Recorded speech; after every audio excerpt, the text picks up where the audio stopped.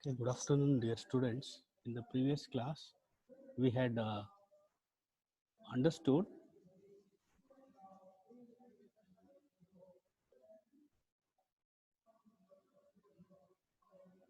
we have understood the need for the antenna, why the antennas are used in our radar system, okay, in our radar, and the functionality or the basic understanding of different parameters such as power gain and other stuffs were discussed. Like you had different types of antenna radiation pattern as well, we had discussed in the last class. These are the antenna parameters. Pertaining to that, we had very understood different parameters. We had understood the different parameters of antenna, like the directive gain, the power gain, the antenna radiation pattern, the aperture, what are the different types of lobes, and other things like polarization was also discussed. Now, the in today's class or in today's session, we are going to discuss the major important thing of antenna, that is the reflector type of antenna and a phased array types of or electronically steered types of antenna. Now the figure shows over there is an antenna counter of a parabolic reflector antenna. A parabolic antenna is antenna where you have shape of the antenna is of a parabol, where the antenna, when you are talking in terms of a parabolic antenna, or if you consider a parabolic antenna, a feed is also important. Feed is a term which is used to say that to where exactly the input is given. Okay, now the if you consider first type of reflector antenna, that is a parabola. In the last class we had told the different feeds and support of this antenna as well. Now we'll move on to a next type of antenna called, in the last class we had discussed about parallel parabola antenna and parallel paraboloids, how the feeds are provided and other stuffs. Now in today's class we are going to discuss about the Cassegrain antenna. So Cassegrain antenna is a special type of, this is a dual reflector antenna. It's a dual reflector antenna. Now the feed are at the vertex of the hyperbola. Now the Cassegrain reflector antenna, the you can observe over there, you have two figures, figure A and figure B. Okay, figure A and figure B with a feed. So feed is an important term, with feed at or near the vertex of parabola rather than it at its focus, rather than it at its focus. Now the larger primary reflector has a parabolic counter and a secondary sub reflector has a hyperbolic counter. Okay, one of the two focus of hyperbola is a real focal point of the system. This you need to note here.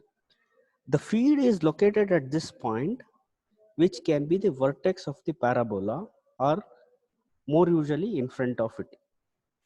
The other focus is a virtual focal point and it is located, okay, it is located at the focus of primary parabolic surface.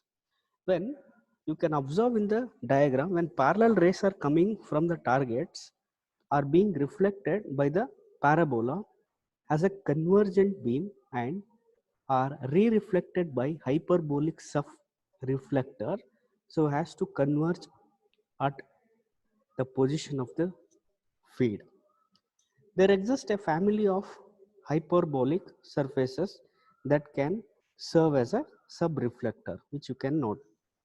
The larger the sub-reflector, the nearer it will be the primary reflector in this unity node, and the shorter will be the axial dimension of the axial, not axial dimension of the antenna assembly. And another thing you need to note here, a large subreflector, however, can result, a large subreflector, however, can result in large aperture blocking, which is not desirable. Likewise, if you make use of a small subreflector, that reduces the aperture blocking, but it has to be supported at greater distance from the primary reflector. Okay, the major important advantage of cascade configuration is that the feed at or near the apex of the parabola does away with need for long transmission line out to a feed at the normal focus of the parabola. I repeat, the advantage of the cascade antenna is that the feed at or near the apex of parabola does away with the need for long transmission lines out to feed at the normal focus. One further to analyze, you can also see that it allows greater flexibility in terms of size of the feed system. It is popular for the cascade type of antenna where you are going to use. It is going to be used in the monopulse tracking radar, which we have seen in the previous module. Since the microwave hardware for generating the sum and difference pattern, the monopulse tracking radar, we have seen that the sum and the difference channel pattern can be located behind the reflector without increasing the aperture blocking. Now, this also has been a good structure for experimental system that uses a radar other than electromagnetic purposes, such as, okay, example, MTI Lincoln Laboratory Hill Microwave Research System. This utilizes a radar where this cascade antenna is being used. Okay, the antenna noise temperature of a cascade configuration usually is smaller than the conventional front focus type of antenna, because there is no lossy transmission line between the receiver and the feed. And you can also note that the side lobes caused by the spillover of the feed radiation from the subreflector illuminate the cold sky rather than the warm earth. And when you consider a low antenna noise temperature is important for antennas used for radio astronomy or for space communication, but it is generally not an issue in the radar, since extremely low noise receivers are not always desirable. So when you go for military applications, so cascade type of antenna finds its application in the monopulse tracking radar or uh, radar which utilizes other than electromagnetic systems for different purpose. Now, what is the next thing you need to note here? The next thing to note here in this,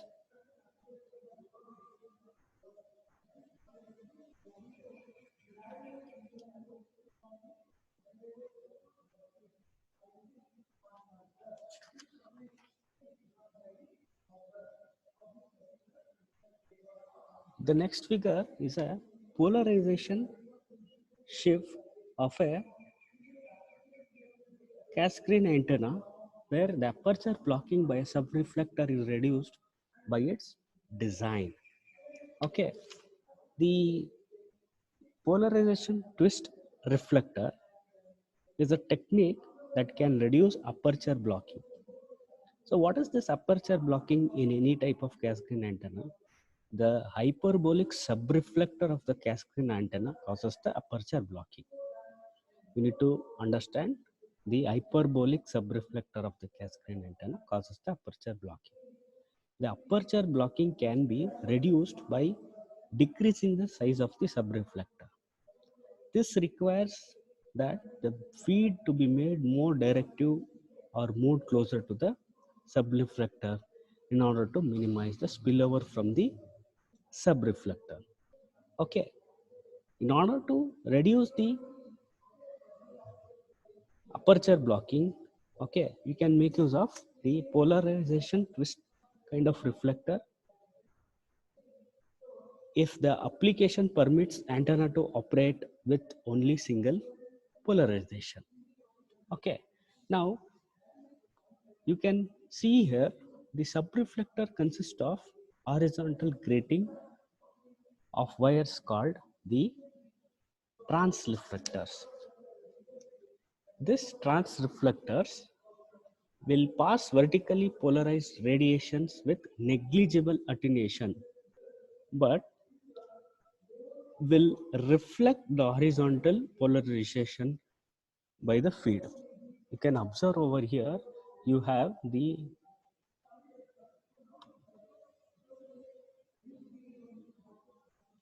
the vertical polarization and horizontal polarization, but here it will pass the vertically polarized radiation with negligible attenuation, but will reflect the horizontal.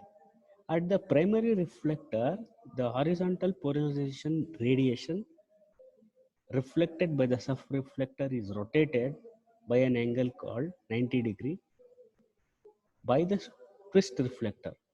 The twist reflector consists of wires oriented 45 degree to the incident polarization and placed to quarter wavelength of the reflector surface.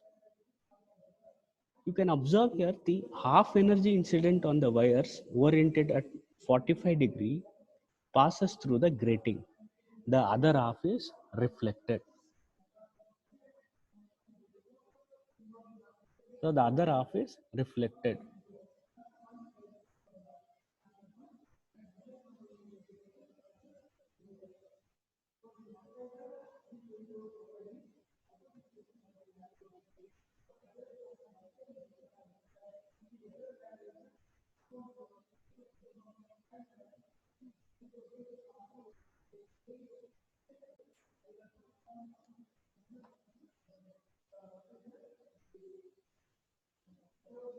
You can observe here the half energy incident on the wires oriented at the 45 degree passes through the gating and the other half is reflected. And the other thing is 1/4 wavelength spacing of the wire grid from the reflector surface results in half wavelength total travel of the component reflected from the surface. And finally, when you combine with the component reflected from the wire grid and the resultant polarization is rotated at 90 degree, therefore it is vertically polarized. This vertically polarized components is perpendicular to the horizontal wire grid of the subreflector and passes through with the negligible attenuation. The twist reflector as described now is a narrow band, but it can be made to have a very wide band width as well.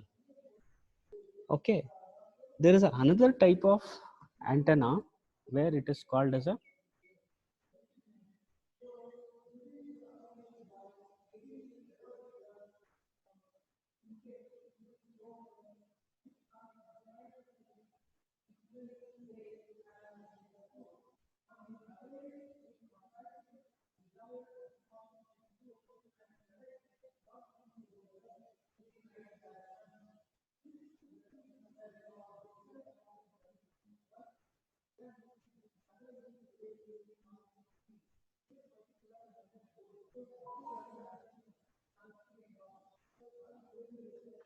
There is another type of antenna called Gregorian antenna, uses a dual reflector which is similar to the Cascadian antenna. So therefore, what is the major change here?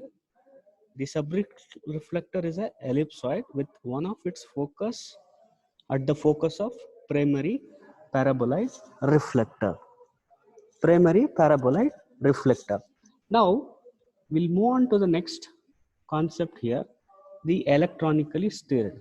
So in the last slide, we have checked two different types of antenna where you had the Cascadian antenna and a paraboloid antenna. Now, the concept here is how electronically you can steer the or rotate the antenna. So when you consider an array of antenna, how the array of antenna can be rotated electronically rather than mechanically. Okay, a phased array antenna is a directive antenna. Usually it consists of number of individual radiating antenna. So usually it is consisting of radiating antenna. Now, the whatever radiation pattern is of this type of antenna is determined by the amplitude and the phase of the current at each of its element. Okay, the phased array antenna has found an advantage of being its beam electronically steered in an angle by changing the phase at each current at each element. The beam of, if you consider the beam of large fixed phased array antenna, therefore, can be rapidly steered from one direction to another direction without need for mechanically. That is the need of our, without need of mechanically positioning. Okay, you can electronically steered. If you consider a typical phased array radar for microwave radar, might have several thousands of individual radiating elements. So what is the example? A ferrite or a diode phase shifter that allow the beam to switch from one direction to another direction. Okay, within a fraction of microseconds or still less than that. So after being told that it is not the matter of steering the antenna mechanically, the antenna is steered electronically. Now, after doing that, electronically steering, these electronic steering antennas has certain interest. Okay, steered arrays are of interest. Why you are go for this electronically steered antenna? Because they have agile and rapid beam steering. The beam can be steered in a rapid way. The potential for large power, they have large power. Okay, large peak power. Each element can have its own transmitter. The power aperture product can be large, especially at when you are going at lower frequency. This allows multiple tracking. This can be accomplished. The multiple tracking can be accomplished by either generating multiple or simultaneous or independent beams by rapidly switching a signal beam to view more than one or one in one target in a sequence. So I repeat how a multiple tracking is accomplished by either generating a multiple or simultaneous independent beams or rapidly switching a single beam to view more than, you can either switch a single beam or generating a multiple beams. Now the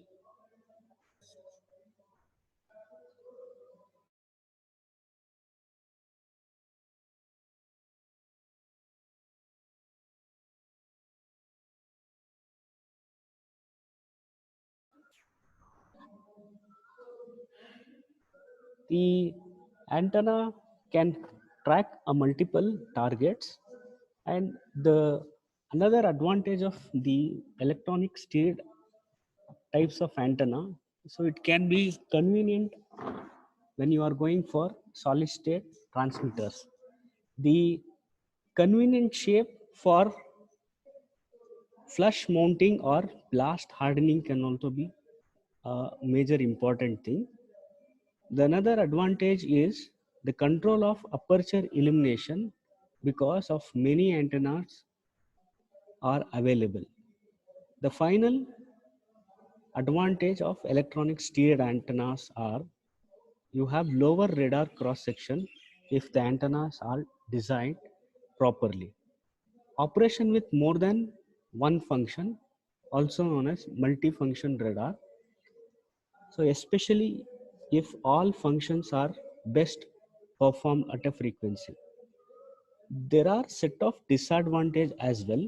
Out of that, the chief disadvantage of phased array or that is complex can be of higher cost. So if you are bearing the cost of this, the antenna, electronic steered antenna finds a major application. A linear array consists of antenna elements arranged in a straight line in one dimension, or it was mentioned in the last section that a linear array can be used as a feed for a parabolic or cylindric type of antenna. If you go for a planar array, which is a two-dimensional configuration for antenna elements arranged in a plane, you can even go for both linear and planar array. The element spacing usually found uniform or equal spacing. Now, if you go for a planar array, may be thought of as a linear array. Most type of phased array of interest for radar are planar. A broadside array is also one in which the direction of maximum radiation is perpendicular to or most perpendicular to the plane of the antenna. You can have the end fire antenna as well, has maximum radiation parallel to the array. Okay, but the concept here is a set of antennas are electronically steered. Now, after being discussed many disadvantage, how does the radiation pattern for this electronic steered? So electronic steered antenna has certain radiation pattern.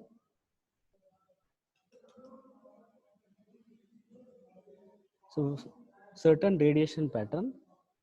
So these are the different set of antenna which is indicated, which has the incoming signal, and the elements over here is a receiving linear array. For this, it is separated with a distance d. Individual elements are separated with a distance d, and these elements are assumed to be an isotropic radiator in that they have uniform response for all signals from all directions. Now, the outputs of these elements are summed via equal lines. Outputs of these lines are summed and taken via equal line to produce the output voltage denoted by EA.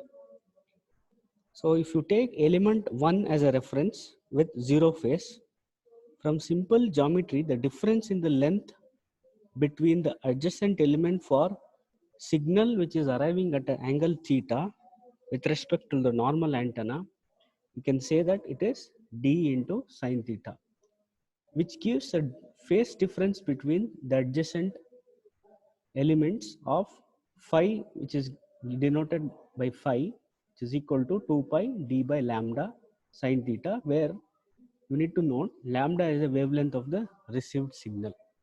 Lambda is a wavelength of the received signal. Now,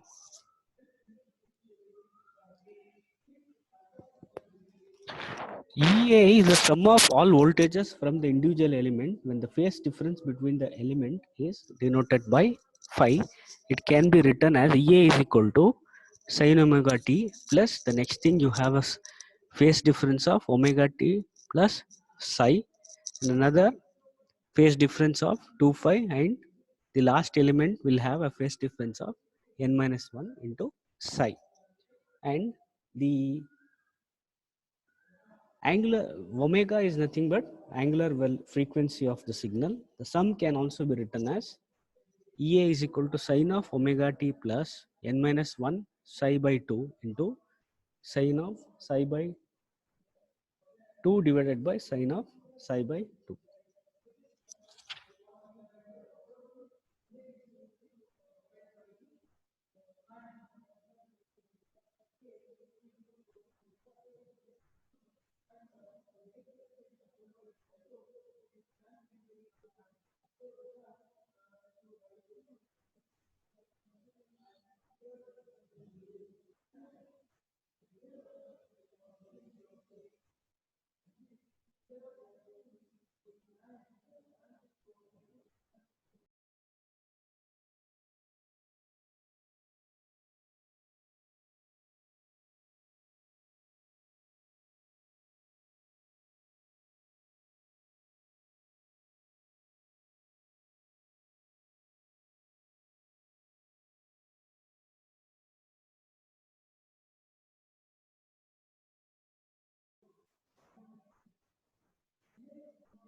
The next class will discuss beam steering and array feeding of a network. Thank you.